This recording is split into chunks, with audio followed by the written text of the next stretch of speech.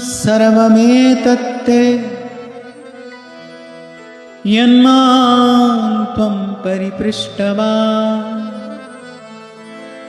दमघोषसुतादीनां हरेः सात्म्यमपि द्विषा।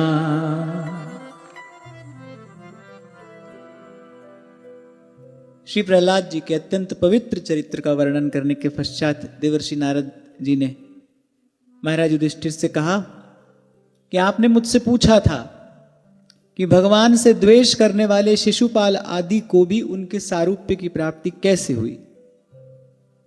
इसी के उत्तर में यह सब वृतांत मैंने तुमसे कहा।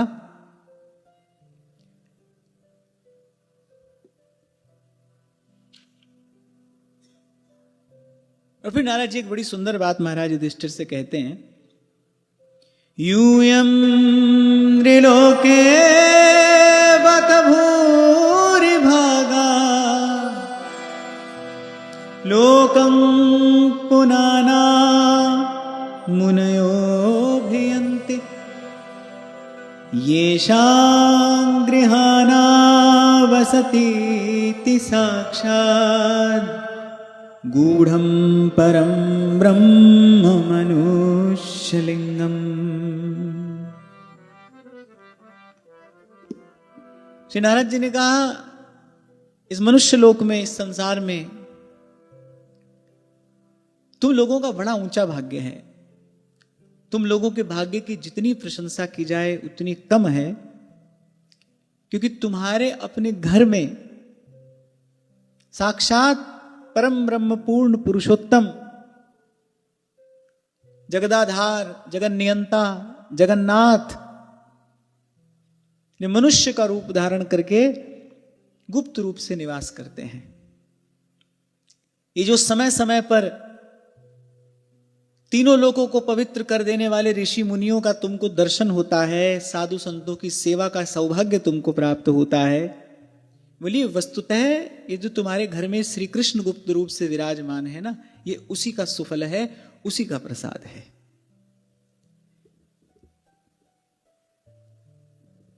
यहां एक बात संत जन कहते हैं कि प्रभु को गुप्त रूप से रहना ही प्रिय है। प्राय करके कहने सुनने में आता है कि भगवान ब्रज में प्रकट हुए, पर वस्तुतः भगवान ब्रज में प्रकट नहीं हुए। ब्रज में भगवान ने स्वयं को छिपाया है, ब्रज में भगवान ने स्वयं को दुराया है। ब्रज में आकर तो भगवान छिपे हैं। ऐसी ऐसी लीला भगवान करते हैं कि आप देखिए ब्रह्मा जी भी नहीं पहचान पाते। ब्रह्मा जी को भी मोह उत्पन्न हो जाता है भगवान की वो लीला देखकर। तो ब्रज में आकर भगवान ने स्वयं को छिपाया है। अच्छा, ये भी सब जानते हैं, सब मानते हैं कि यही आकर प्रभु को, जो सबको सुख देने वाले हैं, जो स्वयं सुख सागर हैं, पर यहां आकर प्रभु को भी सुख की अनुभूति होती है, प्रभु को भी सुख की प्राप्ति होती है। उसका कारण क्या है? उसका कारण यही है कि छिपे रहना प्रभु को प्रिय है। इसीलिए आज्ञा दी जाती है कि मंत्र को छिपा कर रखिए, अपने भाव को छिपा कर रखिए, अपनी साधना को छिपा कर रखिए। भगवान को छिपे रहना प्रिय है, अच्छा लगता है उन्हें। तो श्री नारद जी ने कहा कि तुम लोगों का बड़ा ऊंचा भाग्य है, जितनी प्रशंसा की जाए उतनी कम है। और फिर नारद जी ने एक बात और भी साथ साथ कह दी, ये जो समय समय पर तुमको ऋषियों का, मुनियों का, संतों का ये जो सेवा सौभाग्य प्राप्त होता है, उसका कारण एक ही है कि परात्पर परब्रह्म पूर्ण पुरुषोत्तम श्री कृष्ण तुम्हारे घर में गुप्त रूप से निवास करते हैं। अच्छा, हम भी अगर अपने जीवन में देखें तो अगर हमारे घर में श्री ठाकुर जी की सेवा है तो संत आएंगे, संतों को आना प्रिय लगेगा, आएंगे, जल पिएंगे, प्रसाद पाएंगे। अब भाई जिस घर में भगवत सेवा ना हो वहां तो संत नहीं जाते। हमने तो संतों के मुख से सुना है कि जिस घर में श्री ठाकुर जी की सेवा ना हो वहां जाकर तो साधु को जल भी ग्रहण नहीं करना चाहिए। सो घर जान मसान, जिस घर में भगवत सेवा नहीं होती, सो घर जान मसान। और उसमें भी जो वैष्णव संत हैं वो तो इस बात का बहुत विशेष रूप से ध्यान रखते हैं, वहीं जाकर जल ग्रहण करें, वहीं जाकर कुछ प्रसाद ग्रहण करें, जिस घर में प्रभु विराजमान हो, जिस घर में प्रेम से भाव से भगवत सेवा होती हो। इसीलिए सूरदास जी कहते हैं, स्मरण आ गई वो दो पंक्तियां, नंद नंदन कर घर को ठाकुर,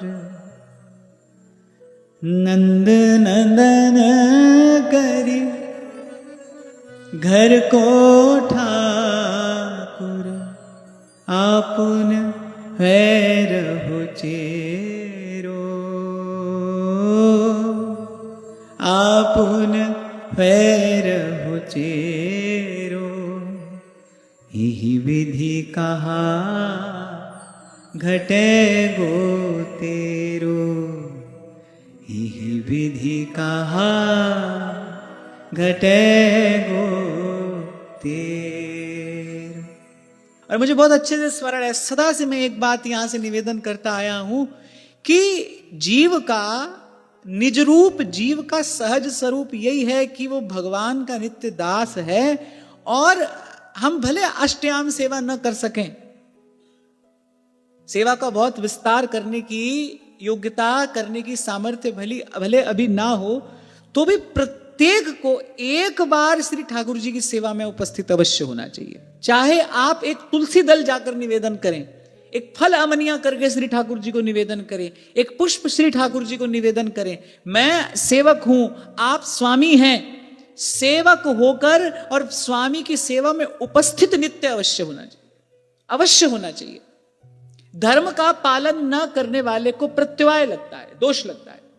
हमारे लिए धर्म यही है, हमको हमारे आचार्यों ने सेवा ही तो धर्म के रूप में प्रदान किया है ना। हमारा धर्म, हमारा कर्तव्य श्री जी की सेवा है।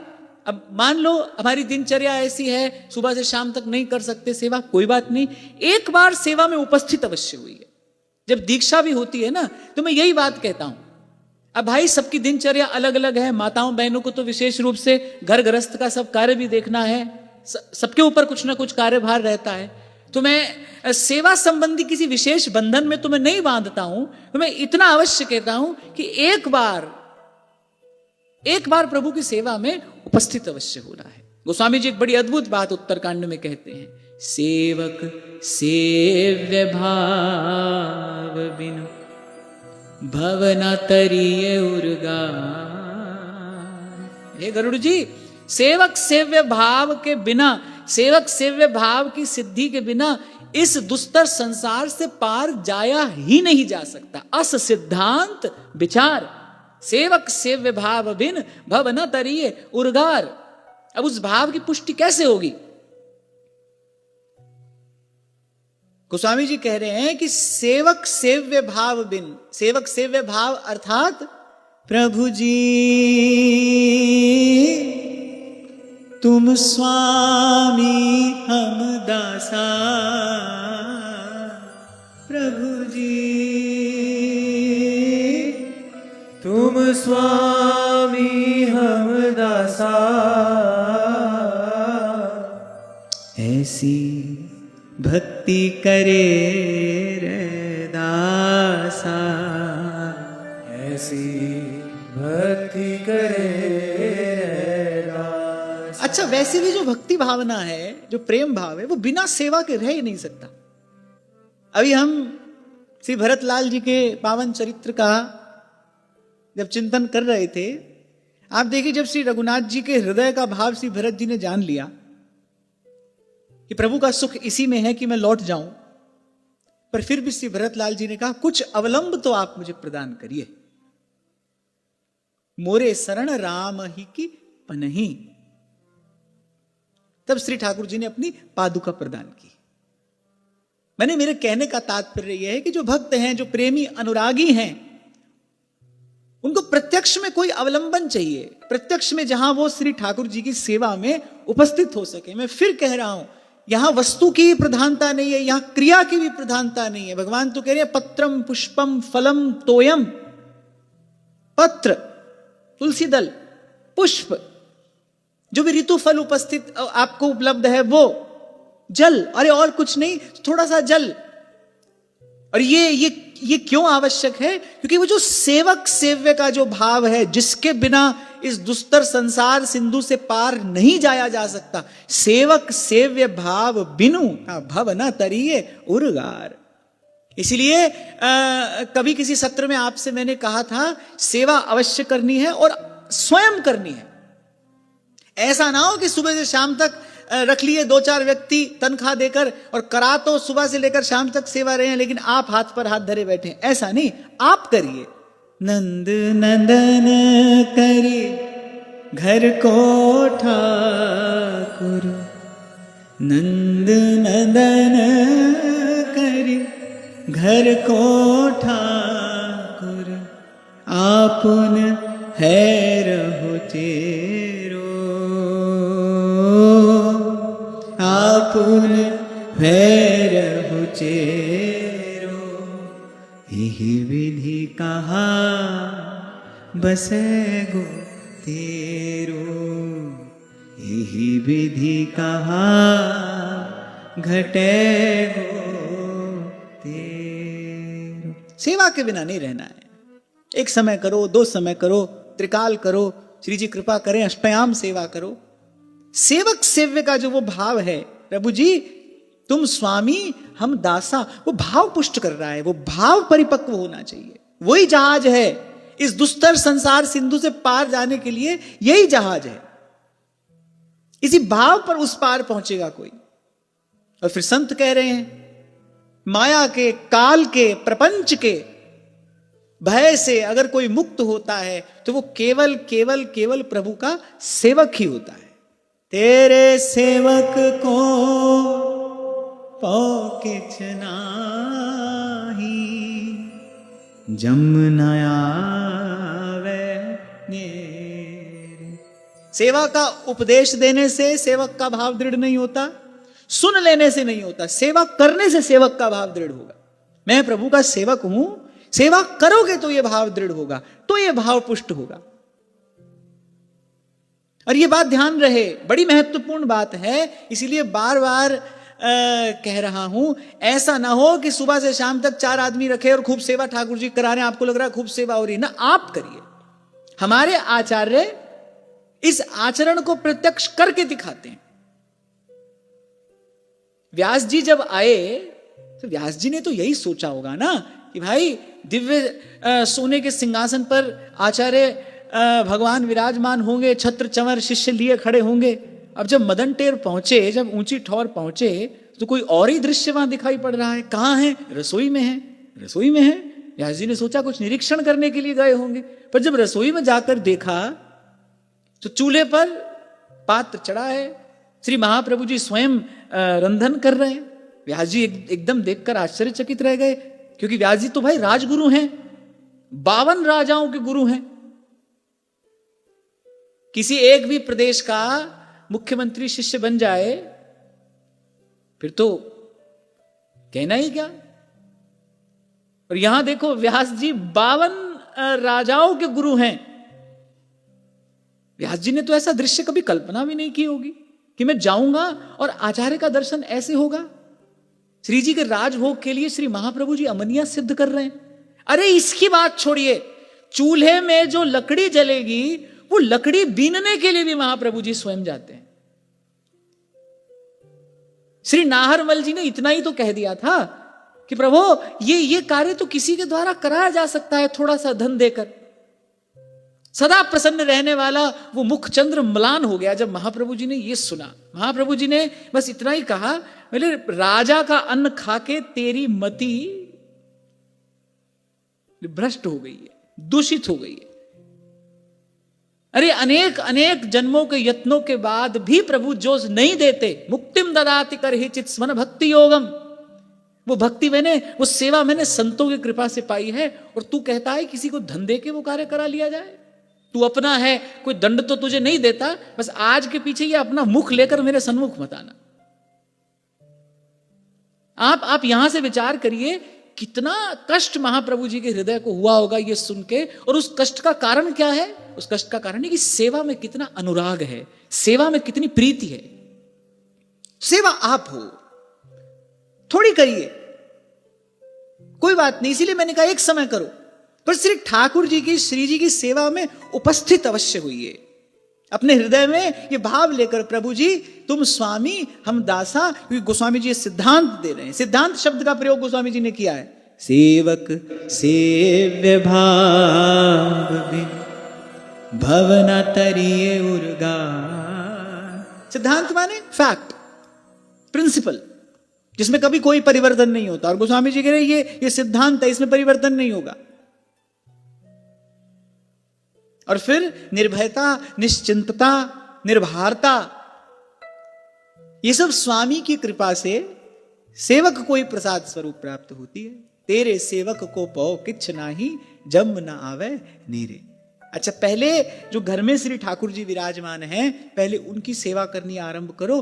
फिर सेवा करते करते जब सेवा के प्रसाद स्वरूप सद्गुण हृदय में प्रकट होंगे, फिर चलते चलते गंतव्य आता है। और सेवक का गंतव्य क्या है? गंतव्य माने डेस्टिनेशन, जहां पहुंचना है। सेवक का गंतव्य क्या है? सुई सेवक जाके असि मति न टरई हनुमंत। मैं सेवक सचराचर रूप स्वामी भगवंत। रूप स्वामी भगवंत। आज जितने लोग यहां बैठे हैं उनमें से कुछ ऐसे हैं जो दिन में एक बार भी सेवा में उपस्थित नहीं होते। होते हैं, मैं ये नहीं पूछ रहा, जो नहीं होते। हाथ ऊंचा करके बताओ अगर कुछ हैं तो। 1 2 3 4 5। धीरे धीरे हाथ उठ रहे हैं। आज भाई तुम सबको ठाकुर जी ने कृपा करके यहां श्री वृंदावन धाम में, यहां संतों की सन्निधि में बिठाया है। आज यही प्रसाद लेकर जाना। और मैं आपको कह रहा हूं, वस्तु की प्रधानता नहीं है, क्रिया की भी प्रधानता नहीं है, भाव की प्रधानता है। बस भाव से, अपने हृदय में ये भाव धारण करके, मैं सेवक हूं, प्रभु स्वामी हैं, बस इस भाव से प्रभु की सेवा में नित्य उपस्थित अवश्य होना है। कुछ ना मिले तो पत्रम पुष्पम फलम तोयम, तुलसी दल ठाकुर जी को निवेदन करो। ठाकुर जी को अतिशय प्रिय है। एक सुंदर खिला हुआ प्रफुल्लित पुष्प श्री ठाकुर जी के चरणों में निवेदन कर दो। अभी कल ही हम बाबा से शाम को चर्चा यही कर रहे थे। फूल तुलसी ठाकुर जी को अत्यंत प्रिय है और श्री ठाकुर जी अपने श्रीअंग के सर्वथा निकट इन्हीं को रखते हैं, पुष्प और तुलसी दल। जो ऋतुफल है वो श्री ठाकुर जी को निवेदन करो। चलो आपको रसोई सिद्ध करनी नहीं आती, कोई चिंता की बात नहीं है। एक ऋतुफल लो, भाव से अमनिया करो और श्री ठाकुर जी को निवेदन करो। बड़ी बात यह है कि वो जो हमारा ये भाव है ना कि मैं सेवक हूं, प्रभु मेरे स्वामी हैं, ये भाव पुष्ट होना चाहिए। ये भाव उत्तरोत्तर परिपक्व होना चाहिए। और कहकर आगे बढ़ता हूं, सेवक सेवक कहने से, सेवा की बात कहने सुनने से भाव पुष्ट नहीं होगा, सेवा में उपस्थित होने से होगा। सेवा करिए। नंद नंदन करी घर को ठाकुर, नंद नंदन करी घर को ठाकुर, नंद नंदन करी घर को ठाकुर, नंद नंदन करी घर को ठाकुर। आपन पैर उचेरो, आपन पैर उचेरो, यही विधि कहा घटे गो तेरो, यही विधि कहा घटे गो तेरो। और फिर वैसे भी ठाकुर जी की सेवा होगी, उत्सव होगा, कथा कीर्तन होगा, उसी से आकृष्ट होकर तो संत आएंगे। संसार से पार करने वाले संतों का मिलन दर्शन कैसे होगा? संत आप तक कैसे आएंगे? भाई फूल खिलता है, उसकी सुवास से आकर्षित होकर ही तो भंवरा आता है। कैसे मिल गए श्री हनुमान जी विभीषण जी से? कैसा है विभीषण जी के घर का आंगन? नव तुलसिका वृंद तह शोभा बरनी न जाय, रामायुध अंकित गृह। श्री विभीषण जी के तो घर पर भी हम तो तिलक लगाते ही हैं, कंठी माला धारण करते ही हैं। ये इस बात का प्रमाण है कि हम प्रभु के हैं। गुरुदेव ने कृपा करके प्रभु के चरणों में हमको समर्पित किया है। जो गले में कंठी है, मस्तक पर तिलक है, ये इस बात का प्रमाण है ना कि गुरुदेव ने प्रभु के चरणों में हमको समर्पित किया है। विभीषण जी के तो घर पर भी तिलक है, केवल माथे पर नहीं, घर पर भी तिलक है। रामायुध अंकित गृह और नव तुलसिका वृंदतः। श्री ठाकुर जी की सेवा हो रही है, कुछ कीर्तन का स्वर कान में पड़ रहा है, उसी से तो श्री हनुमान जी पहुंचे। तो हमको संत मिले, ऐसे संत जो कहें कथा और अर्थ विचारें, आप तरें और को तारें, कह रहे दास मिले हरिदासा, जन्म जन्म की पूरी आशा। हमको संत मिले, ऐसे संत हमारे यहां क्यों आएंगे, कैसे आएंगे? सेवा करिए। नंद नंदन करी हर को ठाकुर, नंद नंदन करी घर को ठाकुर, नंद नंदन करी हर को ठाकुर, नंद नंदन करी घर को ठाकुर, आपन भैर उचेरो, आपुन भैर उचेरो, यही विधि कहा घटे गो तेरो, विधि कहा घटे गो तेरो। और श्री ठाकुर जी की सेवा करते करते श्री ठाकुर जी से ये और कहते रहो, प्रभु आपने कृपा करके ये सौभाग्य हमको प्रदान किया है। जैसे महाप्रभु कहते हैं ना, यद गोविंद कथा सुधारस हृदय चेतो मया दृंभितम, यद्वा तद्गुण कीर्तनार्चन विभूषाद्यैर्दिनं प्रापितम, यद्यत् प्रीतिरकारी तत्प्रिय जनेष्वात्यंतिकी तेन में। महाप्रभु कह रहे ये जो सब मेरे द्वारा हो रहा है, इसका फल क्या मिले? गोपेंद्रात्मज जीवन प्रणयिनी श्री राधिका तुष्यतु। ऐसे जब घर में श्री ठाकुर जी की सेवा करो, लाड़ से प्रभु को भोग लगाओ, प्रभु के नाम का कीर्तन करो, कहा प्रभु इस सब के प्रसाद स्वरूप बस आपके प्रेमी अनुरागी जनों के चरण कमल यहाँ इस आंगन में पड़ते रहे हैं। ये घर आंगन पवित्र हो, ये मन आंगन पवित्र हो। संतों की कृपा से घर का आंगन भी पवित्र हो, और उन्हीं संतों की कृपा से, उन्हीं के प्रसाद से ये मन का आंगन भी पवित्र हो।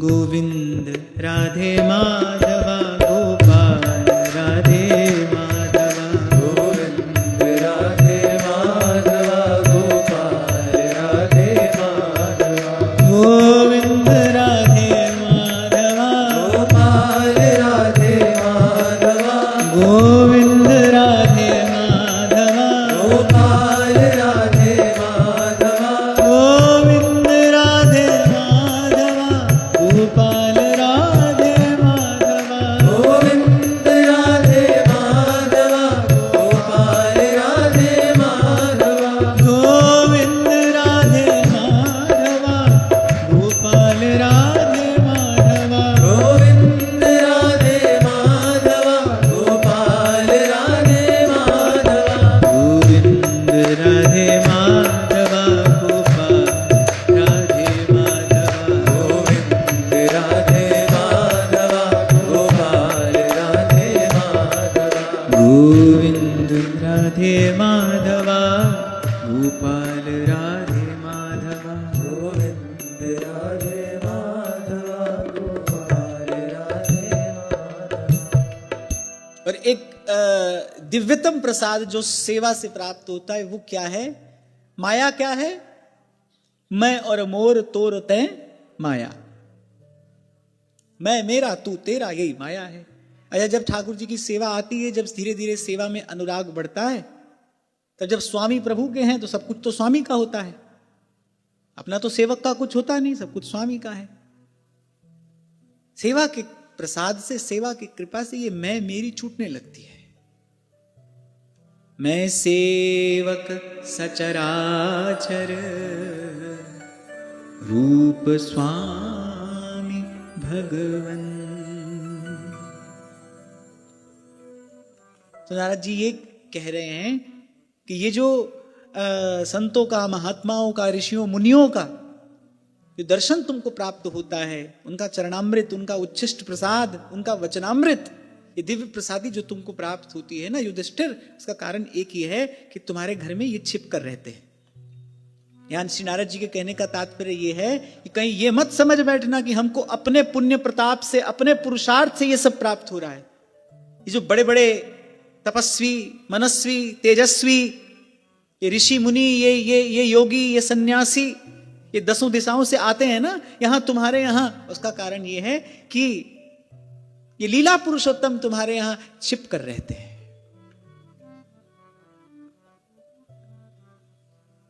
सवा अयं ब्रह्म महद्विमृग्य कैवल्य निर्वाण सुखानुभूति प्रियः सुहृद्वः खलु मातुलेय आत्मार्हणीयो विधिकृत गुरुश्च। फिर श्री नारद जी ने कहा बड़े बड़े महापुरुष निरंतर जिनको ढूंढते ही रहते हैं पर पता नहीं पाते, बस ढूंढते रहते हैं। यानी वही जो सर्वथा मायातीत हैं, प्रपंचातीत हैं, सच्चिदानंद घन विग्रह हैं, जो परब्रह्म परमात्मा हैं, पूर्ण पुरुषोत्तम हैं। बोले देखो कैसा तुम्हारा सौभाग्य है, वही तुम्हारे घर में तुम्हारे हितैषी, तुम क्या समझते हो उनको? अपना ममेरा भाई, मातुलेय, तुम्हारे परम हितैषी। अच्छा कभी कभी तो तुम्हारे पूज्य हो जाते हैं और कभी कभी तुम्हारे आज्ञाकारी भी हो जाते हैं। बोले किस प्रकार सर्वथा तुमको अपनाकर तुम्हारे घर में प्रभु निवास कर रहे हैं, तुम्हारे सौभाग्य की सराहना कौन कर सकता है। अच्छा श्री नारद जी ने दोनों बात कह दी।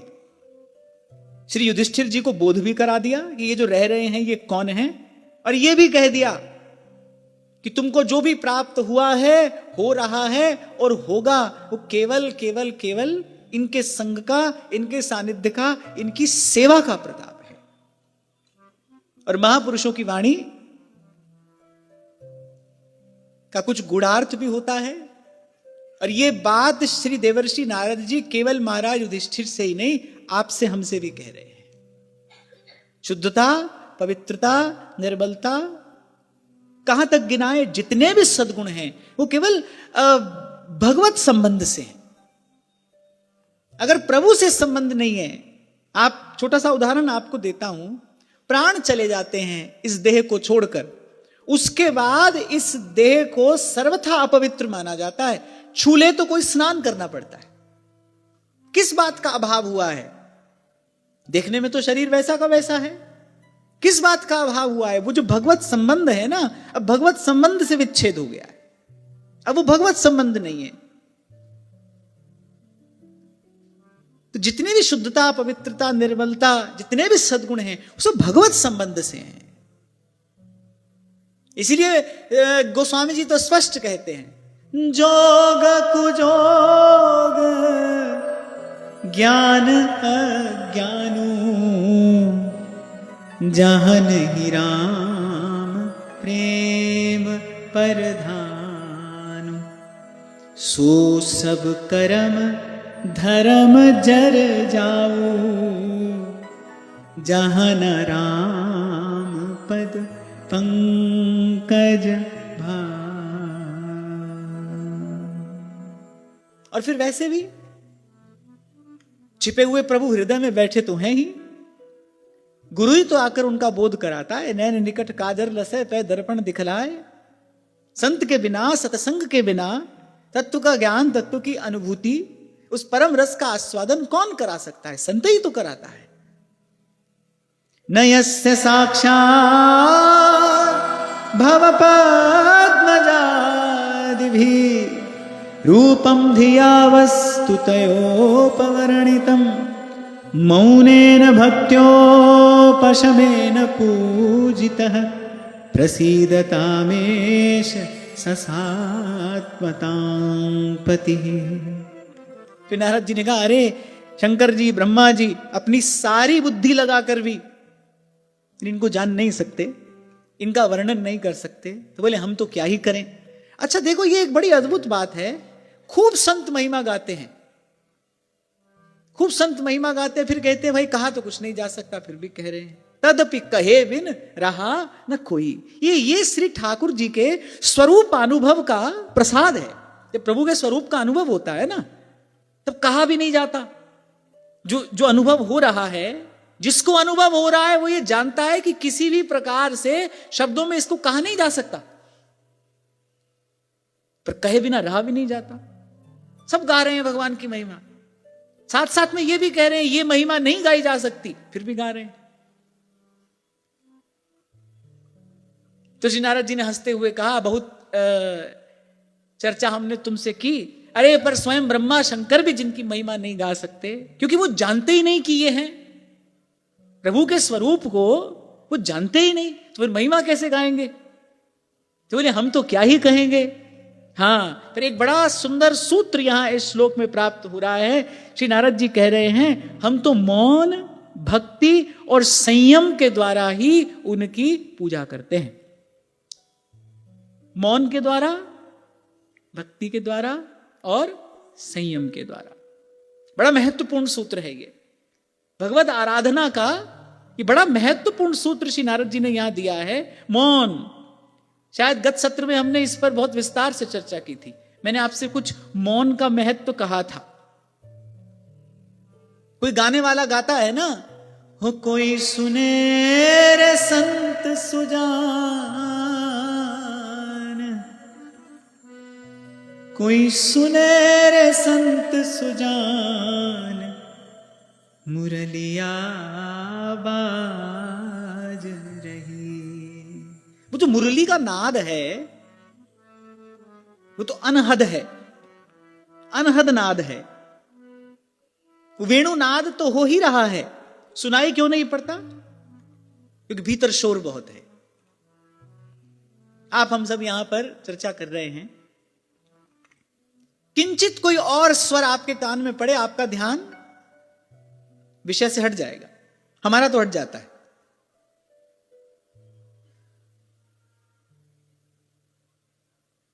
हाँ देखो, बाहर से आवाज आ रही है। जाओ भाई, कोई समाधान करो, बाहर देखो कौन है।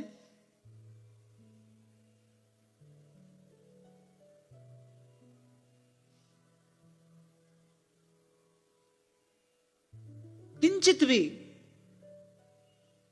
यहां वहां से कुछ हो तो जो विषय है उसे ध्यान हट जाएगा। थोड़ा भी हो तो हट जाता है। और फिर हमारे भीतर तो कितना शोर है, भीतर शोर, बाहर शोर, शोर ही शोर है। तो मुरलिया बाज रही, वो वेणुनाद तो हो रहा है, हमको सुनाई नहीं पड़ रहा है। वो सुनाई पड़े, उसके लिए सबसे प्रथम और सबसे श्रेष्ठ साधन क्या है? मौन। और आपसे मैंने कहा था कि मन मौन तक पहुंचे, उसके लिए आवश्यक है पहले वाणी का मौन हो, पहले वाणी का संयम हो। अच्छा, ये बात हमने सब भगवत प्राप्त महापुरुषों के जीवन में बिल्कुल समान रूप से देखी। श्री स्वामी रामसुखदास जी महाराज, स्वनाम धन्य श्री डोंगरे जी महाराज, और गिरिराज जी वाले हमारे पूज्य श्री पंडित बाबा महाराज। अच्छा, उनके जीवन में तो इसका बड़ा बड़ा सम्यक प्रकार से अनुष्ठान किया गया, मौन का। अच्छा, वाणी के सदुपयोग की विधि क्या है? पहले तो आवश्यकता पड़ने पर ही बोलिए। अब आप देखिए, हम देखें क्या हमारे जीवन में इस प्रकार का संयम है? बिल्कुल भी नहीं। बोले चले जा रहे हैं, बोले चले जा रहे हैं। पहले तो आवश्यकता पड़ने पर बोला जाए, और फिर कम से कम शब्दों में अपनी बात कह दी जाए, कम से कम शब्दों में। हम चाहें यदि हमारा मन मौन की तरफ आगे बढ़े, क्योंकि मन के मौन के बिना वो वेणुनाद सुनाई नहीं पड़ेगा। हमने कह दिया, आपने सुन लिया, किसी ने कह दिया, हमने सुन लिया कि चतुरासी क्या है, अरे ये वेणु की ध्वनि तो है, वेणु की ध्वनि तो है, सुनाई पड़ी है किसी को? क्योंकि वेणु की ध्वनि सुनाई पड़ने के बाद तो गोपियां घर में रही नहीं थी, वो तो सब बंधन तोड़कर जा मिली थी रसिक शेखर श्याम सुंदर से। हम तो उसी खींचातानी में पड़े हैं। तो केवल कह सुन ही तो रहे हैं, वो वेणुनाद है, इसका हमको कोई अनुभव थोड़ी हुआ है, हमको कोई वो वेणुनाद सुनाई थोड़ी पड़ा है। किसी ने कहा हमने सुन लिया, हमने आपको सुनाया, आपने सुन लिया, बोले कहना सुनना हो रहा है, और कहत सुनत दशा तो हृदय नहीं आवे। अगर वो वेणुनाद है, हमारे कान में पड़ा है, हम तो वहीं के वहीं पड़े हैं, वहीं खड़े हैं। जबकि वेणुनाद का प्रभाव क्या हुआ था, जो जिस स्थिति में थी गोपी वहीं से दौड़ी और श्री ठाकुर जी के चरणों तक पहुंच गई, रसिक शेखर से मिलन हुआ। तो वो वेणुनाद है, इसमें संशय नहीं है। मेरी बात आप ध्यान से समझना, वो वेणुनाद है, वो मुरली की ध्वनि ही है, इसमें संशय नहीं है। हमको सुनाई नहीं पड़ रही है। हमको क्यों सुनाई नहीं पड़ रही है? क्योंकि इतना शोर है, भीतर इतना शोर है। एक क्षण के अंदर, मैंने शायद कभी आपसे कहा था, कभी शीशे के सामने खड़े हो जाओ, दर्पण के सामने खड़े हो जाओ, 1 मिनट, पूरा 60 सेकंड गिनकर, 1 मिनट आपके मन में जितने विचार उठते हैं, जो मन में विचार उठ रहा है वो शीशे के सामने खड़े होकर बोलते जाओ। 1 मिनट बाद आपको लगेगा पागल हो। एक क्षण में मन में जितने विचार उठते हैं वो सब बोलते चले जाइए, आपको लगेगा क्या बेसिर पैर की बात हम कर रहे हैं। भीतर इतना शोर है, बाहर इतना शोर है।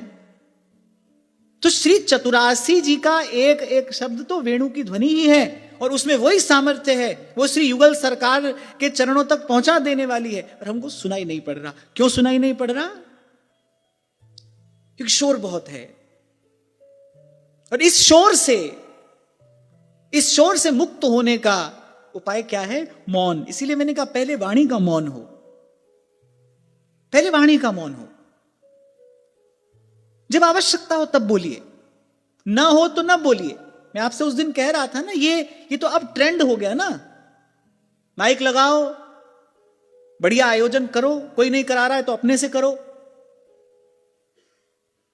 फिर कोई सुनने वाला नहीं आ रहा है तो बस भर भर कर लेकर आओ, जैसे नेता लोग अपनी रैली में लेकर जाते हैं, ऐसे लेकर आओ और सुनाओ। पहले ऐसा नहीं था। जो अनुभूति प्राप्त महापुरुष हुआ करते थे वो तो अपने भाव में रमण करते थे। कोई जिज्ञासु पिपासु कभी आता था तो उसकी योग्यता पात्रता का विचार करके उसको बड़े अल्प से शब्दों में उसको साधन का निर्देश कर देते थे, और वो अपने साधन में लग जाता था। मैं उस दिन शंभू जी से यही बात कर रहा था। ऐसा कहीं हमने पढ़ा नहीं कि श्री सुखदेव जी महाराज ने एक बार भागवत कही, एक तो गंगा किनारे भागवत हुई, फिर उनको लगा कि भाई अब दूसरी कथा कहां होगी, तीसरी कहां होगी। एक बार हो गई, फिर उसके बाद उससे पहले जैसे थे, फिर उसके बाद अपने अपने भाव में रमण कर रहे हैं, अपने साधन में लगे हैं। थोड़ा सा पीछे आप चले जाओ, ये तो ऐतिहासिक तथ्य मैं आपको कह रहा हूं, कोई भाव जगत की बात नहीं कह रहा हूं, ये तो ऐतिहासिक तथ्य है। संत लोग भ्रमण करते थे, यत्र तत्र मुद मंगलमय संत समाजू, जो जग जंगम तीर्थ राजू। संत लोग भ्रमण करते थे, गांव गांव जाते थे। फिर कोई श्रद्धालु मिल जाता था, कुछ सेवा करता था, संत बदले में कुछ सदोपदेश देते थे, संत आगे बढ़ जाते थे, वो व्यक्ति साधन में लग जाता था और भजन साधन करते करते कृतार्थ हो जाता था। ये तो बड़ा ही विचित्र समय अब आया है, अब आगे पता नहीं क्या होगा।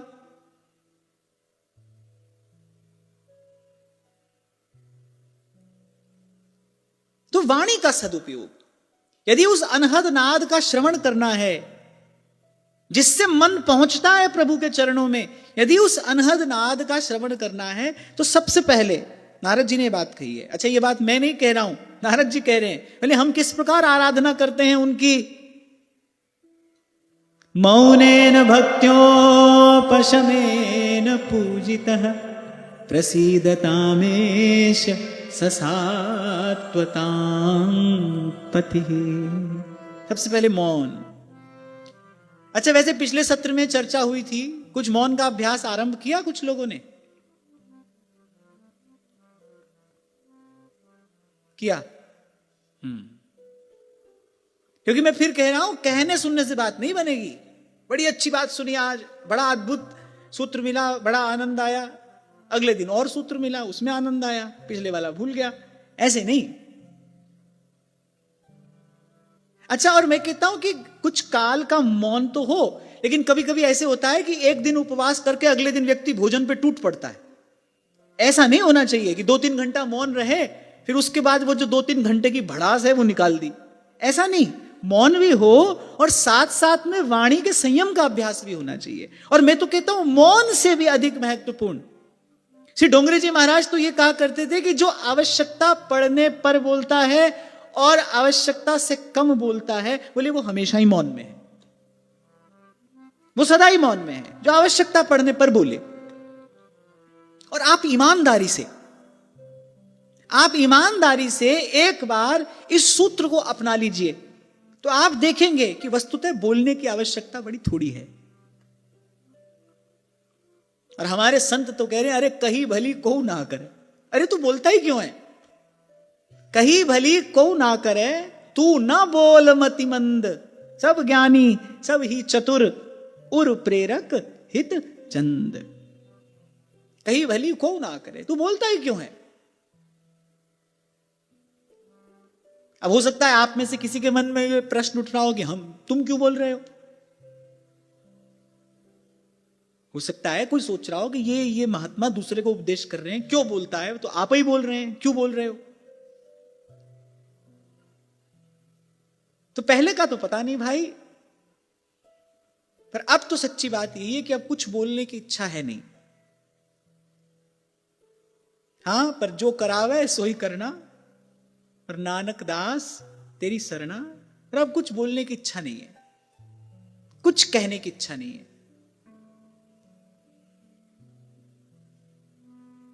और बहुत अधिक सुनने की भी इच्छा नहीं है, बहुत अधिक सुनने की भी इच्छा नहीं रही, और कहने की तो बिल्कुल भी इच्छा नहीं है कि किसी से कुछ कहा जाए। कार्य प्रभु ने आरंभ कराया है, ऐसा लगता है प्रभु पूर्ण कराएंगे, पर मैं आपको अपने मन की स्थिति बता रहा हूं कि जैसे बोलने की अब इच्छा नहीं।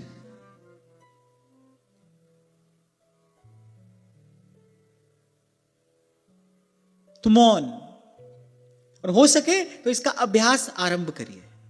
और मौन के साथ साथ, मौन से भी अधिक महत्वपूर्ण है वाणी का संयम, वाणी का सदुपयोग। आपसे कोई पूछे, कम से कम शब्दों में उसकी बात का उत्तर दीजिए। और आपको यह साधारण सा प्रयोग असाधारण परिणाम न दे तो आप कहना, यह साधारण सा सुनाई देने वाला जो प्रयोग है ना, यह आपको असाधारण परिणाम देगा और शीघ्र प्रदान करेगा। आ गया किसी का फोन, बैठ गए, 1-2 बात तो चलो सत्संग की हुई, लग गए उसके बाद फिर यहां वहां की बात करने, करते रहे। तभी कभी कभी मैं सोचता हूं जूतों तक का व्यक्ति ध्यान रखता है।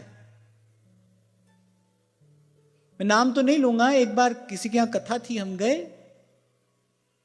तो देखा पूरा बहुत बड़ी, बहुत सुंदर अलमारी जूतों के लिए बनी है। अलमारी देखने में बड़ी सुंदर थी, तो मुझे बड़ा आकर्षण हुआ, क्या है इस अलमारी में? वैसे तो ऐसे नहीं करना चाहिए, पर मुझे उत्सुकता थी। मैंने हल्का सा दरवाजा खोला, अरे देखा ऊपर से नीचे तक लाइन में जूते लगे। तो मैं कहा देखो, व्यक्ति अपने जूते तक का ध्यान रखता है, और ये जो अमूल्य जीवन है, एक एक तव श्वास का 3 लोक नहीं दान। संत कह रहे हैं एक एक तव श्वास का 3 लोक नहीं दान। ये जो अमूल्य जीवन है व्यर्थ जा रहा है, अपने हाथ से गंवाता है, अपने हाथ से यह संपत्ति नष्ट कर रहा है। इसीलिए गीता में भगवान ने आत्मघाती कहा। यह आत्मघात, आत्महत्या करने जैसा है।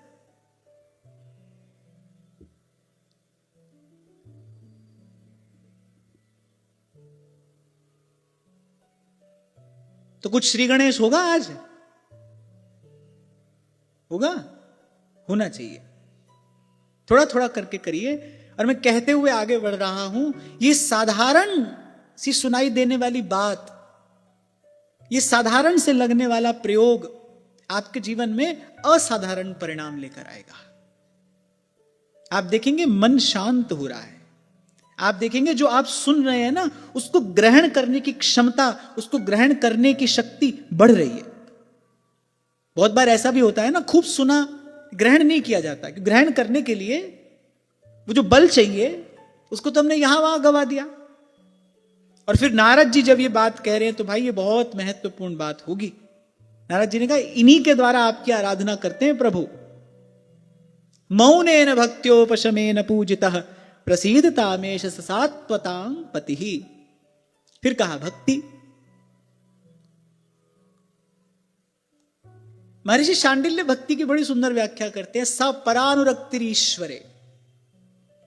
जो श्री ठाकुर जी में जो आसक्ति है उसी का नाम भक्ति है। वो जो हृदय का बस एक भाव पर्याप्त है। और उसके लिए मैंने आपसे कहा था नाम रूप लीला धाम ये चतुष्टय हमको आचार्यों ने प्रदान किया है। लगे रहना है भगवान से किसी ना किसी प्रकार से, कभी नाम, कभी रूप, कभी लीला और कभी धाम।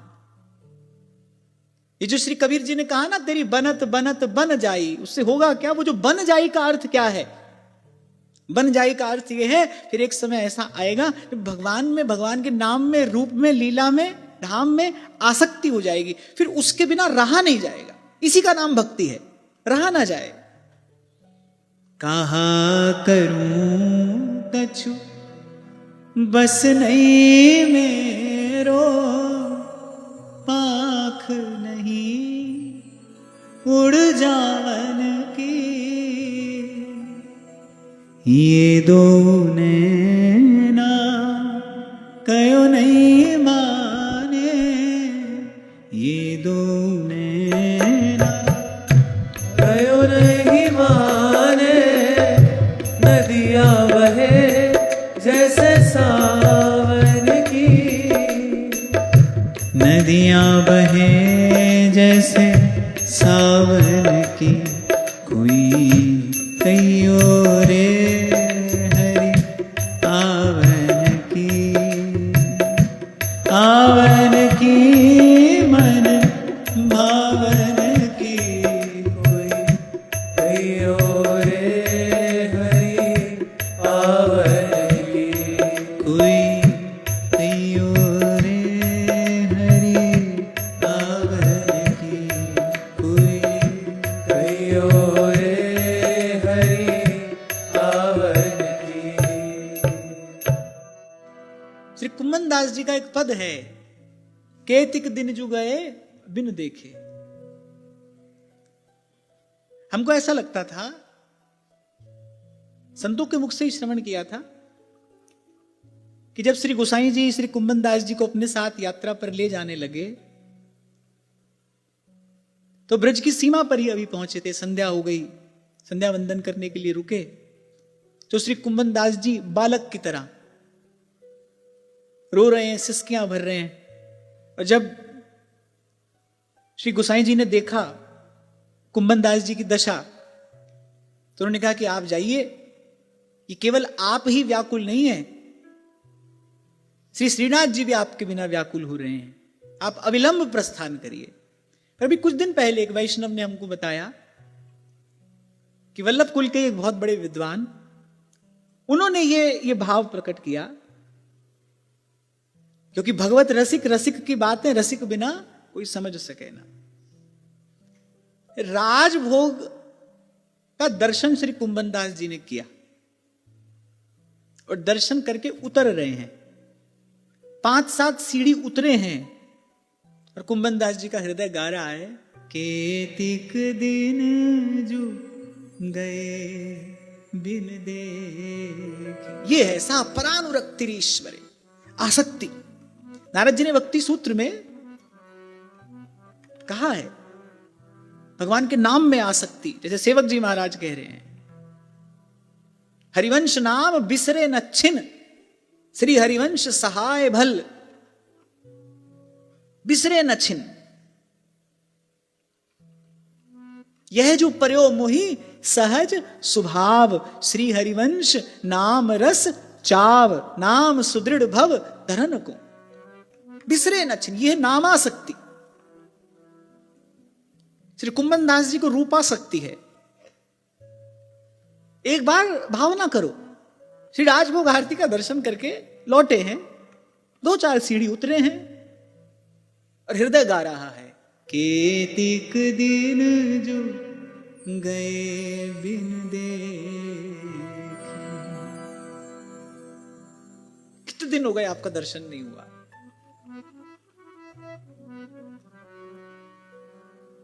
सुना तो है, अब इस बात का अनुभव तो कोई हमको है नहीं। सुना है कि अपने प्रेमास्पद के वियोग में प्रेमी को एक एक क्षण जो है वो कल्प के समान प्रतीत होता है। कुछ झांकी यहां हो रही है, आसक्ति रहा न जाए। जब नाम व्यसन हो जाए, उसके बिना रहा न जाए, यही भक्ति है। बहुत बार हम किसी क्रिया को ही भक्ति समझते हैं। आरती कर ली, पूजा कर ली, यही भक्ति हुई। पर वस्तुतः मुझे ऐसा लगता है, पर वस्तुतः किसी क्रिया का तो वहां भीतर प्रवेश ही नहीं। क्रिया तो वहां तक पहुंचाने के लिए भले हो, वो भी मैं कह रहा हूं भले हो ना भी हो, पर भले हो, पर वहां भीतर तो नहीं है।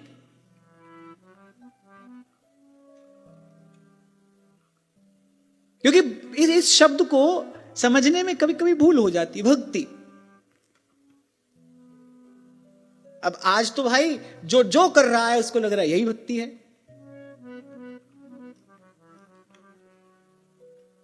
पर आचार्यों के मत में भक्ति क्या है कि सा परानुरक्तिरीश्वरे।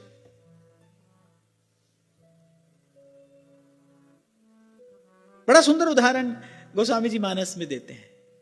कामिहि नारी प्यारी जिमी,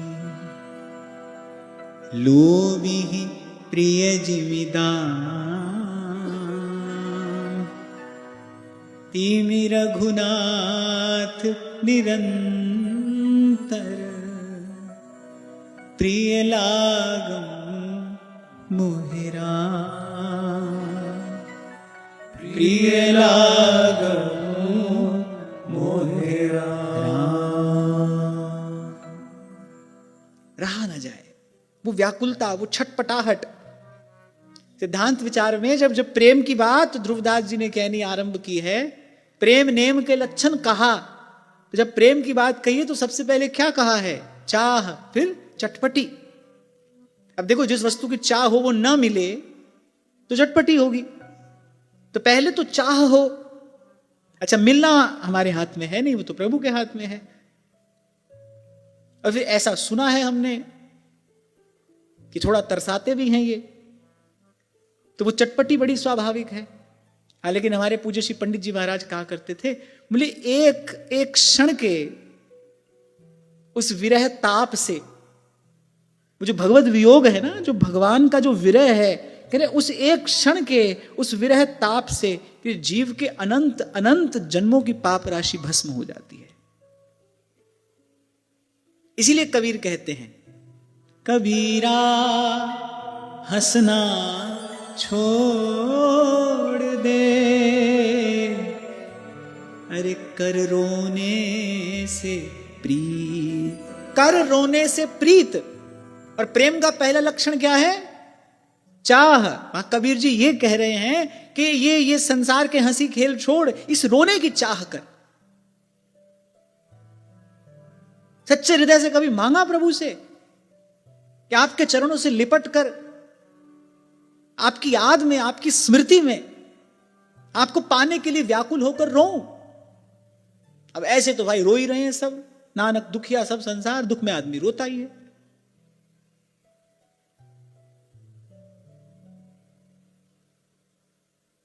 गुजरात में एक महात्मा कथा कह रहे थे। अब वो कथा आरंभ हो, वो महात्मा पोथी जी को खोलते थे ना, और एक माता रोना आरंभ कर दे, सुबक सुबक कर रोए, फिर बीच में थोड़ा शांत हो, फिर वो पोथी जी को वापस वस्त्र में लपेटे, फिर रोए, फिर रोए, फिर रोए, रोती रही। अब 5वें 6ठे दिन सब लोग महात्मा जी से भेंट करने आए, तो माता भी आई। अब महात्मा जी को लगता था कि ऐसा अद्भुत भाव इसको कहां से प्राप्त हुआ है, ऐसा अनुरागी श्रोता, कथा आरंभ होती है, अभी तो हम पोथी खोलते हैं, वो रोना शुरू कर देती है।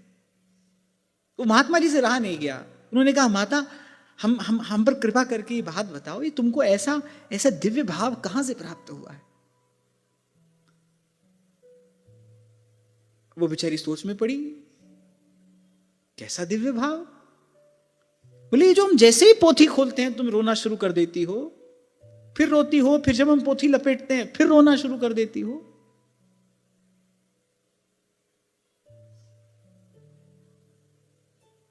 अब उस बेचारी ने सोचा महात्मा से क्या झूठ बोलूं, तो उसने कहा महाराज कथा सुनकर नहीं रोती हूं, ये जैसे छींट के वस्त्र में आप पोथी लपेटते हैं ना, ऐसा ही छींट का वस्त्र मेरी लड़की पहनती थी। अब ब्याह हो गया है, चली गई है, उसको देखते ही उसकी याद आती है, उसी में रोती हूं। आप जैसे ही पोथी खोलते हो वस्त्र दिखाई पड़ता है, फिर रोती हूं। फिर आप वस्त्र में पोथी लपेटते हो, फिर वस्त्र दिखाई पड़ता है, फिर रोती हूं। तो ऐसे तो सब रो ही रहे हैं, पर यहां जो कबीर कह रहे हैं ना, कर रोने से प्रीत ये चाह हो, मन में है बसी बस चाह यही, प्रिय नाम तुम्हारा उचारा करो, बिठला के तुम्हें मन मंदिर में मनमोहन रूप निहारा करो। हमको तो बहुत बरस हो गए देखते हुए, बहुत लोग रोते हैं कथा में, सुबक सुबक कर रोते हैं। अब ये तो भाई अंतर्यामी जानी है, अंतर्गत का भाव। हां, पर कबीर जी ने कहा अवश्य है, कबीरा हंसना छोड़ दे,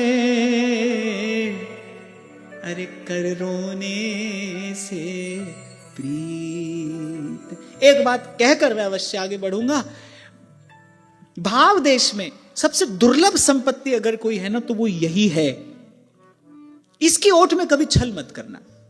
हां, हृदय सच में भाव से भरा हो, वो भाव संभाले न संभलता हो तो बात दूसरी है। मैं ऐसा नहीं कह रहा हूं कि सभी ऐसा ही करते हैं। कोई अनुरागी है, भाव संवरण नहीं कर पाता है, उसके भाव को तो प्रणाम है, पर मैं इतना अवश्य कहूंगा आपसे कि ये भाव जगत की सबसे अमूल्य निधि है। प्रभु की याद में नेत्रों में उभरे प्रेमाश्रु, इसकी ओट में कभी छल नहीं करना, इसकी ओट में कभी कपट नहीं करना। बिन रोए क्यों पाइए परम प्यारा मीत, बिन रोए क्यों पाइए। जब तक चाह नहीं होगी तब तक चटपटी नहीं होगी, वो व्याकुलता नहीं होगी। क्यों रोएंगे रे, क्यों रोएंगे आप, क्यों छल छलाएंगे नेत्रों से अश्रु, जब मूल में चाह ही नहीं होगी। तो कई बार कहता हूं ना आपसे, कैसे मिलते हैं भगवान को पाने की इच्छा से मिलते हैं, तो चाह हो, और उसी का जीवन में अभाव है, बाकी सबकी चाह है। घर द्वार संसार व्यापार व्यवहार सबकी चाह है, प्रभु की चाह हो, और प्रभु की चाह में ऐसा सामर्थ्य है, रहन देत नहीं और रस। इसलिए अंत में गोस्वामी जी ने कहा, प्रभु यदि मुझ पर अनुग्रह हो तो काम ही नारी प्यारी जिमी, लोभ ही प्रिय जिमी दाम, तिमि रघुनाथ निरंतर प्रिय लागहूं मुहि राम। अब ऐसे तो भाई भक्ति मार्ग के आचार्यों ने भक्ति की व्याख्या करते करते बड़े बृहद ग्रंथों की रचना कर दी है, पर यहां प्रसंगानुकूल प्रसंगानुसार जो थोड़ी चर्चा करते हुए हमको आगे बढ़ना था, तो इतनी बात समझ में आई कि भगवान में इस प्रकार की आसक्ति का ही नाम भक्ति है। रहा न जाए वो चाह, वो चटपटी, वो व्याकुलता, इसी का नाम भक्ति है।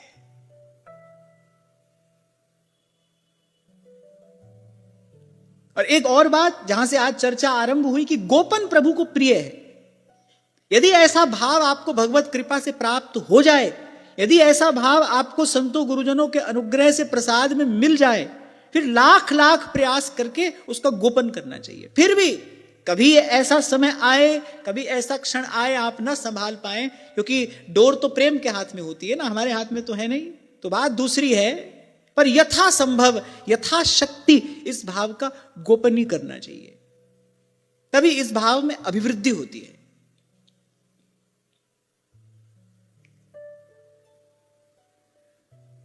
तो श्री नारद जी ने कहा पहले तो मौन, और मौन क्यों? आपको मैंने निवेदन किया, जब तक मौन नहीं होगा, मन और वाणी का मौन जब तक नहीं होगा,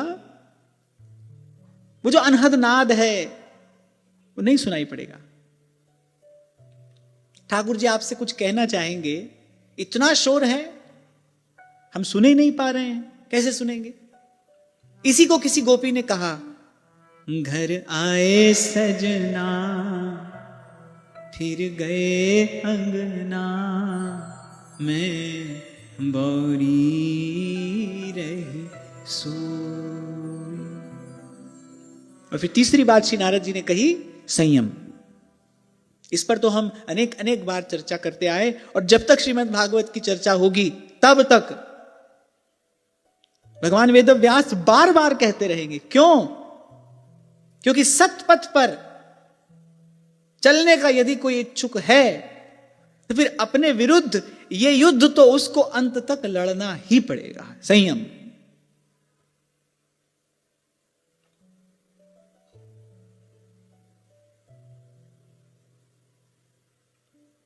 छोटा सा उदाहरण आपको देता हूं। 4 लोग बैठे हैं घर में, बोल रहे हैं, बतला रहे हैं, यहां की बात हो रही है, वहां की बात हो रही है। इट्स वेरी नॉर्मल, ये साधारण सी बात है, इसमें कुछ विशेष नहीं है। पर अगर आप एक साधक होकर देखो, 1 घंटा लोग खाना खाने बैठते हैं ना, 1 घंटा खाना खाते खाते यहां वहां की सब चर्चा होती है। साधक होकर देखो तो वो 1 घंटा हमने वाणी का, शक्ति का, समय का दुरुपयोग किया कि नहीं किया। अब ऐसे आप देखो तो इट्स वेरी नॉर्मल, ऐसा ही होता है। लेकिन अगर साधक होकर देखोगे, यदि साधक होकर देखोगे तो लगेगा कि नहीं, ये सब व्यर्थ गया। इसीलिए मैं बार बार आपको निवेदन करता हूं, कुछ नहीं होना है, हमको साधक होना है। साधक होकर जब हम किसी स्थान को, किसी विषय को, किसी परिस्थिति को देखेंगे तब कुछ और बात समझ में आएगी। कई बार आपसे कह देता हूं ना, एक व्यवहार में पड़ा एक व्यक्ति मेरी बात सुनेगा तो उसको ये बात शायद बहुत अधिक काम की ना लगे, लेकिन जब हम साधक होकर सोचेंगे तब समझ में आएगा कि हां भाई, ये क्या किए जा रहे हैं हम। क्योंकि जब संयम कहा, जब देवर्षि नारद संयम कह रहे हैं, तो संयम का अर्थ क्या है? संयम का अर्थ यही है ना भाई, अपनी जीवनी शक्ति को संयमित करना है। किसके लिए? ये बात समझ लेने के लिए कि आंख वस्तुतः मिली तो भगवत दर्शन के लिए ही है, संत दर्शन के लिए ही है, हाथ मिले तो प्रभु की सेवा के लिए ही है। ये जीवन वस्तुतः भगवत आराधन के लिए ही मिला है। और आपको एक उदाहरण दिया था मैंने, आपको अमनिया लाने के लिए कोई थोड़ी सी राशि दे कि जाओ अमनिया ले आओ, और आप बाजार में जाकर उसको मौज मस्ती में उड़ा दो, तो आपने कितना बड़ा अपराध किया।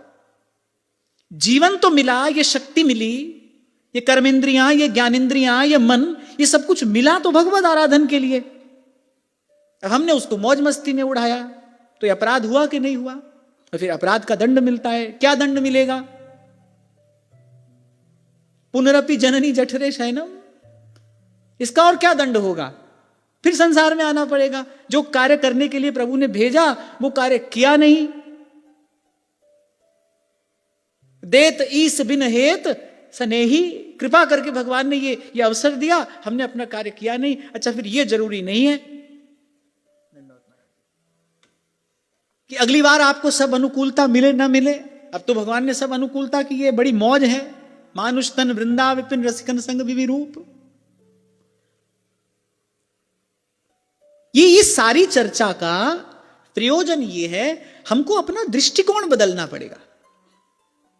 हम साधक हैं, हमको अपने जीवन का प्रत्येक विषय, प्रत्येक वस्तु, प्रत्येक परिस्थिति, प्रत्येक विचार, पति होकर, पत्नी होकर, भाई होकर, मित्र होकर, या कुछ और होकर नहीं देखना है, हमको अपने जीवन को साधक होकर देखना है। जब साधक होकर देखोगे तो ये सब बात समझ में आएगी। मैं साधक हूं। जो आज चर्चा का मुख्य बिंदु रहा, सेवक सेव्य भाव बिन भवन तरिए उर्गान। मैं प्रभु का सेवक हूं, ये बात कैसे पक्की होगी? ये भाव कैसे पुष्ट होगा? केवल 1.5 घंटा यहां या 2 घंटा 3 घंटा यहां किसी सत्र में बैठकर केवल प्रवचन उपदेश सुनने मात्र से नहीं होगा, ध्यान रखना। और मैं तो कहता हूं कि इतना सुनने की आवश्यकता भी नहीं है। करने वाले को इतना सुनने की आवश्यकता नहीं है। करने वाला तो थोड़ा सा सुन के करने लगता है। और ऐसा मेरा अपना साधक जीवन का अनुभव है। मैं बड़ी विनम्रता पूर्वक कह रहा हूं, आप 2 कदम चलो, उस महामहिम की व्यवस्था ऐसी है, आप 2 कदम चलो, अगले 2 कदम कहां रखने हैं आपको, इतना प्रकाश वो कर देता है। ये तो आप हम कह सुन रहे हैं किस लिए? भाई हमको अपना पाठ दोहराना है, दोहराते रहना है और दोहराते रहेंगे। दृष्टिकोण बदलना पड़ेगा। मैं साधक हूं, मैं साधक हूं, मैं साधक हूं। इस विचार का पुनः पुनः अभ्यास करना पड़ेगा। कुछ सूत्र जो जीवन में ज्योति स्तंभ के रूप में प्रतिष्ठित हुए, जिन्होंने साधक जीवन को आलोकित किया, प्रकाशित किया, यदि कुछ उसमें से नहीं कर पाए तो वो हमारा ही प्रमाद है और कुछ नहीं। ठाकुर जी ने तो खूब कृपा की। महाराज श्री आकर बैठ गए सन्मुख, बहुत सारी बातें। मैंने आपसे कहा था ना कि मुझे महाराज श्री से बहुत अधिक समय मिला सच्चर्चा के लिए। सब कुछ याद नहीं रहा, सब कुछ याद नहीं है। कुछ बातें ऐसी हैं जो रह गई, जो आज भी हैं और मुझे लगता है जो अंत तक रहेंगी। और उन सब बातों में से एक बात है कि अंतिम समय तक साधक बने रहना। तब ये बात श्रद्धा से धारण की थी, महाराज जी ने कहा है, तब उस बात को श्रद्धा से धारण किया था। लेकिन श्रद्धा से धारण करने का परिणाम क्या हुआ कि अब उस बात का जो वास्तविक मर्म है, अब उस बात का जो वास्तविक रहस्य है, वो धीरे धीरे प्रकट हो रहा है। क्या अर्थ है साधक बने रहने का? ये सारी बात तभी काम की है जब हम साधक हैं। श्रीमद् भागवत की समग्र चर्चा साधक के ही काम की है और किसी के काम की नहीं। जब हम साधक हैं, मौन, भक्ति, संयम, एक साधारण व्यक्ति के लिए इसका अर्थ क्या है? कुछ भी नहीं। साधक के लिए देवर्षि नारद कह रहे हैं, हम तो इसी से ही भगवान की आराधना करते हैं, हमारी पूजा की सामग्री है ये भगवद आराधन की सामग्री है। साधक के लिए ये सर्वस्व है। तो मौन, भक्ति, और भक्ति अर्थात आसक्ति। फिर महाप्रभु कह रहे हैं, प्रीति न काहू की कान बिचारे।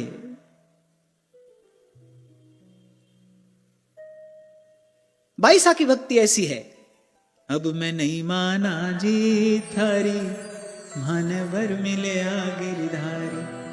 अब मैं नहीं माना जी थारी, मानवर मिले गिरधारी। और आप साधक होकर जब इस जीवन शैली को अपनाओगे, जब आपकी दिनचर्या इन सब अंगों से विभूषित होगी, तो झंझट भी हो सकता है। कहां से होगा? घर के ही लोगों से हो सकता है। अब आप बोलते ही नहीं, अब आप बातें ही नहीं करते, अब आप ऐसा नहीं करते, अब आप वैसा नहीं करते, कहीं जाते नहीं, कहीं आते नहीं, सगे संबंधियों के यहां नहीं जाते। अब इसका समाधान तो यही है भाई, बिना तप के शुद्धि नहीं होती, और हम लोगों के लिए यही तप है। हमको और तो कोई अग्नि तापनी नहीं है, कोई जल में आकंठ खड़े रहना नहीं है, और कोई तप तो हमको नहीं करना है। हमारे लिए यही तप है। अब मैं नहीं माना जी थारी। दृढ़ता पूर्वक अपने मार्ग पर चलिए।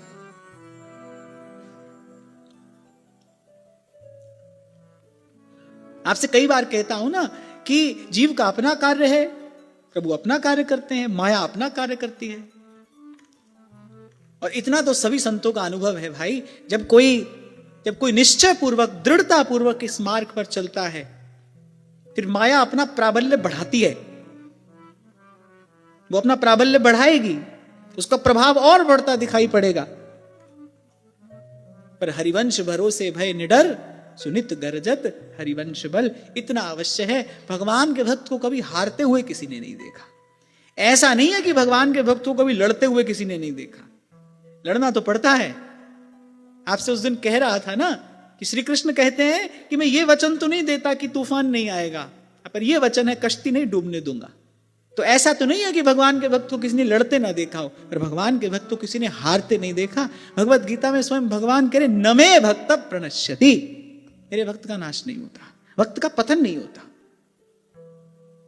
करऊं सदा तिनकी रखवारी, रत्ती वाव न लग गई आर ब्रह्म सरनाई, तत्ती वाव न लग गई पार ब्रह्म सरनाई। चौगिर्द हमारे राम का दुख लगे ना पाई, चौगिर्द हमारे राम का दुख लगे ना पाई, तत्ती वाव न लग गई पार ब्रह्म सरनाई, तत्ती वाव न लग गई पार ब्रह्म सरनाई। चौगिर्द हमारे राम का दुख लगे ना पाई, गिरद हमारे राम का दुख लगे ना पाई, तत्ती वाव न लग गई पार ब्रह्म सरनाई, तत्ती वाव न लग गई पार ब्रह्म सरनाई। जो तेरे रंग राते स्वामी, जो तेरे रंग राते स्वामी, जो तेरे रंग राते स्वामी, जो तेरे रंग राते स्वामी, जन्म मरण दुख नासा तिनका, जन्म मरण दुख नासा, तेरी बख्शना मिटे कोई, तेरी बख्शना मिटे कोई, तेरी बख्शना मिटे कोई, तेरी बख्शना मिटे कोई, सतगुरु का दिलासा, सतगुरु का दिलासा, मेरे राम राय तू संता का संत तेरे, मेरे राम राय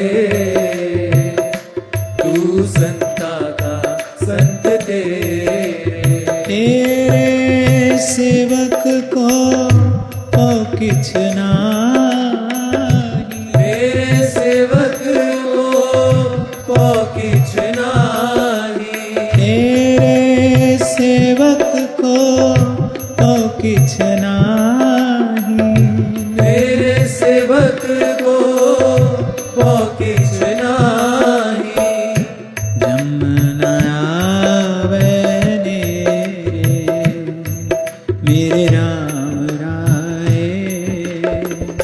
तू संता का संत तेरे, मेरे राम राय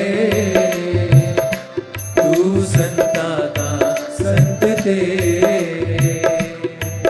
मेरे राम राय तू संता का संत तेरे। मेरे राम राय तू संता का संत तेरे।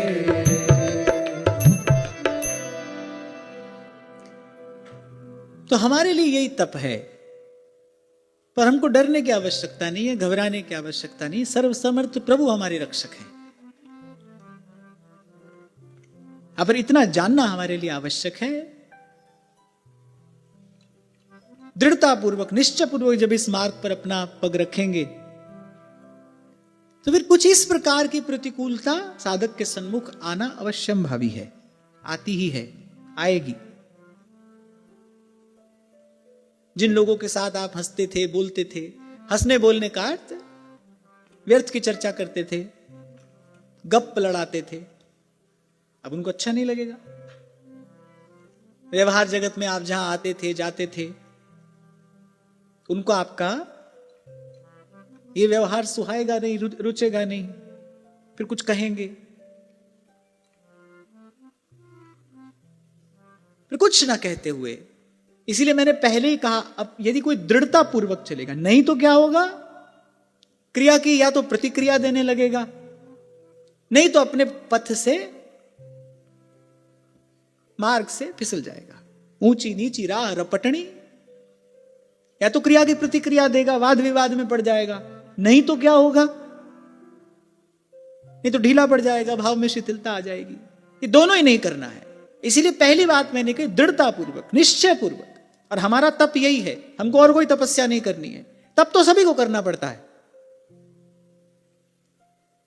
सृष्टि के आदि से जो सबसे पहला शब्द श्री ब्रह्मा जी के कान में पड़ा वो तप ही था। तप तो सभी को करना है, हमारा तप यही है। और इस प्रकार के आचरण का प्रसाद क्या मिलेगा जीवन में सहनशीलता बढ़ेगी, तितिक्षा बढ़ेगी। सेवक जी महाराज ने कहा ना, तरु सम सहनशीलता होए। अब पूरा जीवन गाते रहो तरु सम सहनशीलता होए, होगी कैसे तरु सम सहनशीलता? उसके लिए कोई व्यवस्था भी तो करनी पड़ेगी, कहीं से आरंभ भी तो करना पड़ेगा वहां तक पहुंचने के लिए। तो यही वो व्यवस्था है। तो तीन बात श्री नारद जी ने कही, ये भगवद आराधन की सामग्री है। पहली बात मौन, दूसरी बात भक्ति, तीसरी बात संयम। मौन पहले वाणी का संयम, फिर मन का मौन।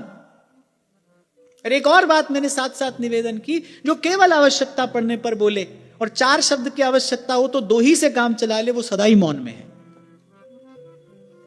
ये बात श्री डोंगरे जी महाराज कहा करते थे। काम की बात है, आवश्यकता पड़ने पर बोले, और जहां चार शब्दों की आवश्यकता हो वहां दो ही से काम चला ले। ऐसा कोई हो, जैसे गीता में भगवान ने कहा ना कि शास्त्र की मर्यादा में रहता हुआ गृहस्थ वो ब्रह्मचारी के ही समान है, यदि शास्त्र मर्यादा में है तो। उसी प्रकार यदि कोई वाणी का सदुपयोग कर रहा है, दुरुपयोग नहीं कर रहा है, तो यह भी एक प्रकार का मौन ही है। हां, इतना अवश्य आपसे कहूंगा, मौन का सुख अद्भुत है, मौन का आनंद विलक्षण है। और मौन का जो प्रसाद है, क्योंकि वो मौन का प्रसाद है तो कहने में नहीं आ सकता, मौन का प्रसाद अनिर्वचनीय है, जिसको मिला है वही जानता है। तो मौन भक्ति, भक्ति अर्थात नाम रूप लीला धाम में आसक्ति, वो चाह, वो चटपटी, और संयम। और कहते हुए वाणी को विराम देता हूं, ये तो भाई वो युद्ध है जो साधक को अंत तक लड़ना पड़ता है। श्री प्रबोधानंद सरस्वती पाद वृंदावन महिमा अमृतम में ये बात कहते हैं कि इन द्वंद्वों से साधक को अंत तक जूझना पड़ता है। पर लेकिन अगर कोई वस्तुतः भगवत भजन परायण है, अगर कोई वस्तुतः भगवत भजन परायण है तो जूझना तो उसको पड़ता है, लेकिन भगवत भजन की कृपा से उसका बल, उसकी शक्ति उत्तरोत्तर प्रवृद्धमान होते हैं, उसकी यात्रा सुगम होती चली जाती है। तो आज की चर्चा से ये तीन बड़े महत्वपूर्ण सूत्र आपको हमको प्राप्त हुए। अब ये देखना है कि हम कितना जीवन में ला पाते हैं क्योंकि सकल पदार्थ या जग माही, वस्तु तो प्रकट है ही।